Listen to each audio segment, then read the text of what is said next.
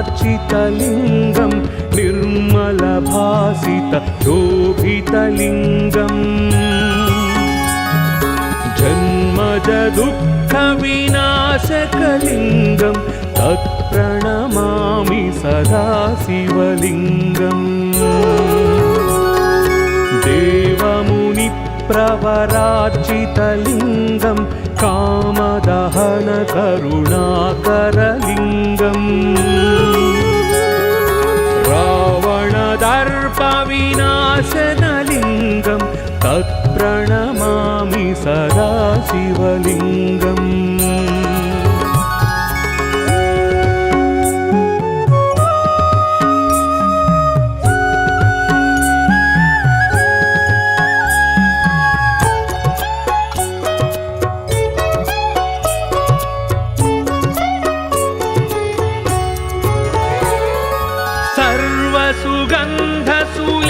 सर्वसुगन्धसुलेपितलिङ्गं बुद्धिविवर्धनकारणलिङ्गं सिद्धसुरासुरवन्दितलिङ्गं तत्प्रणमामि सदा शिवलिङ्गम्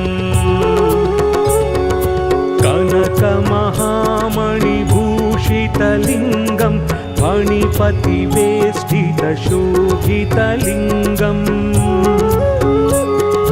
दक्षसुयज्ञविनाशनलिङ्गं तत्प्रणमामि सदा शिवलिङ्गम्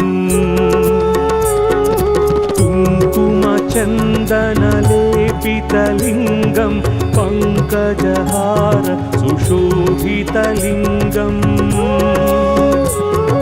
सञ्चितपापविनाशनलिङ्गं तत्प्रणमामि सदा शिवलिङ्गम्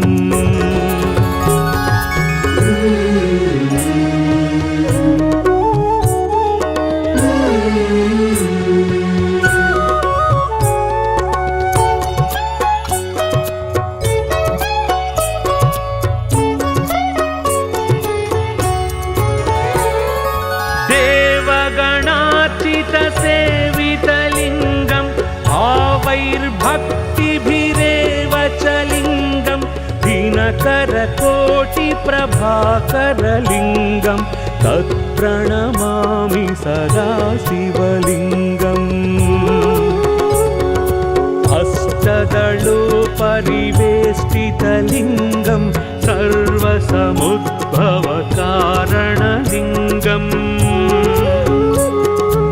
अष्टदरिद्रविनाशनलिङ्गं तत्प्रणमामि सदा शिवलिङ्गम्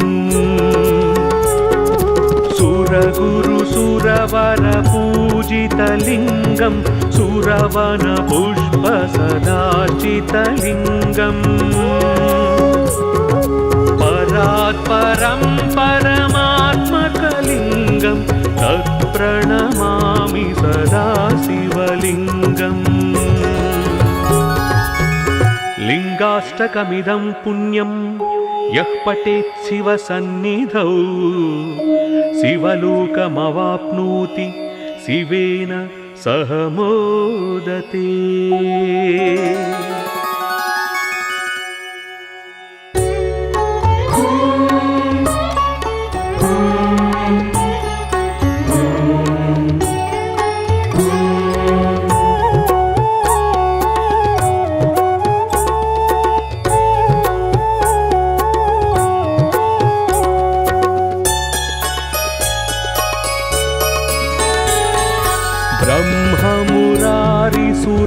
ब्रह्ममुरारिसुरार्चितलिङ्गं निर्मलभासितशोभितलिङ्गम् जन्मजदुःखविनाशकलिङ्गं तत्प्रणमामि सदा शिवलिङ्गम् देवमुनिप्रवरार्चितलिङ्गं कामदहनकरुणाकरलिङ्गम् रावणदर्पविनाशनलिङ्गं तत्प्रणमामि सदा शिवलिङ्गम्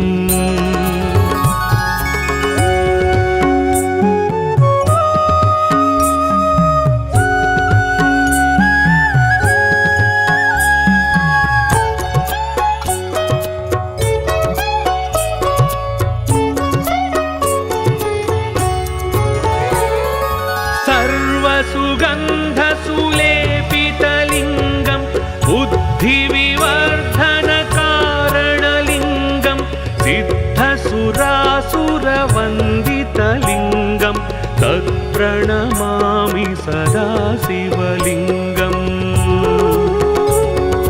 कनकमहामणिभूषितलिङ्गं फणिपतिवेष्टितशोभितलिङ्गम् दक्षसुयज्ञविनाशनलिङ्गं तत्प्रणमामि सदा शिवलिङ्गम् कुङ्कुमचन्दनलेपितलिङ्गं पङ्कजहार सुशोभितलिङ्गम् सञ्चितपापविनाशनलिङ्गं तत्प्रणमामि सदा शिवलिङ्गम्